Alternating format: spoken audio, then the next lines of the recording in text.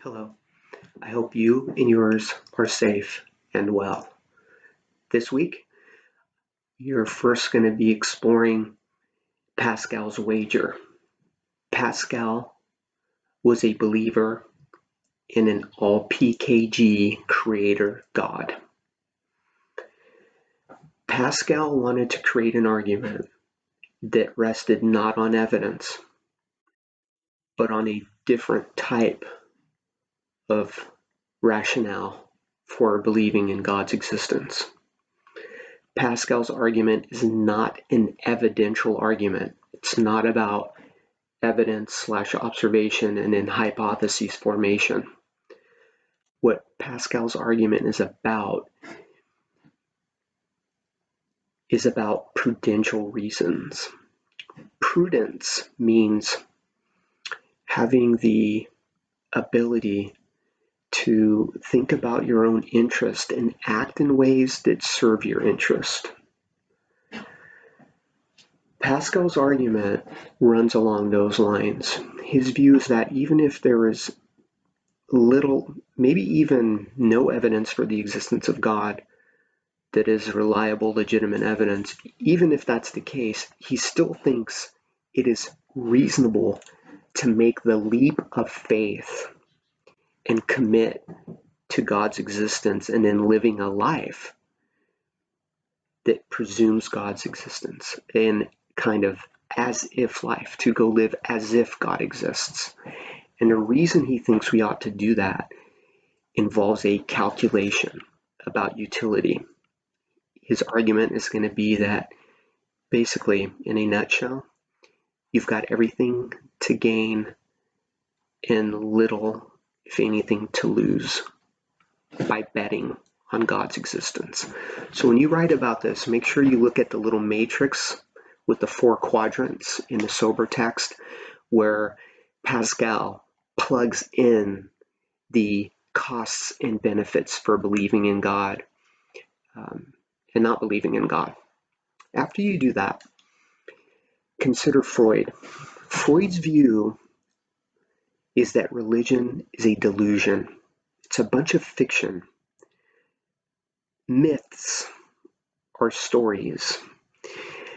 Freud thinks that we create fictions, we create myths as a compensation strategy, as a coping mechanism that comes from human weaknesses and human neurotic tendencies.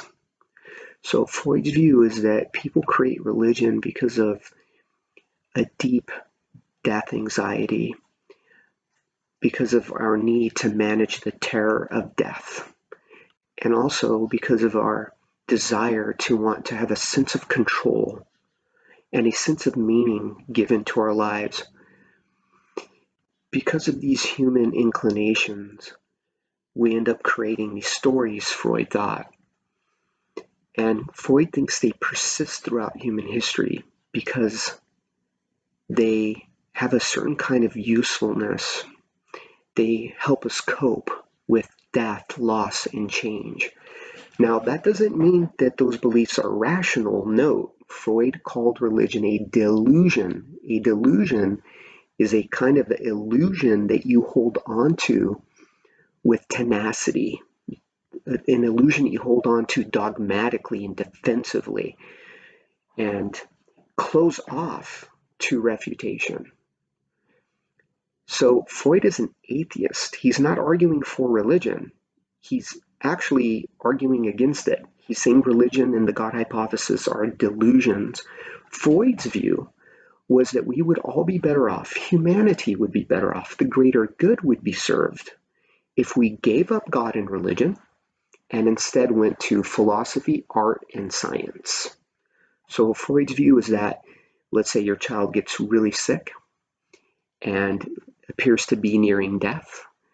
Instead of using prayer and thinking of a fantastical scenario where after death you're going to be with your family again, Freud thought we should learn to use scientific methodology to try to cure the child, and when that fails, then we're left with putting it in philosophical perspective as mortals and just embracing the fact that we die. And some of the things that we love most, of course, we will lose. Either those things we love die or we die. Either way, we will lose them.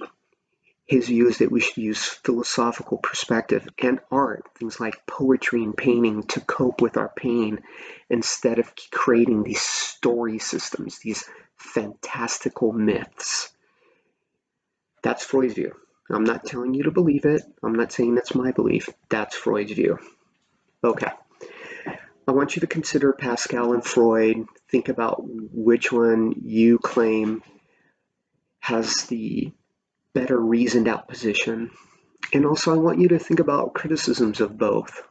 Think about the problem of begging the question in Pascal and Freud, for example, and other fallacies that you might find in both.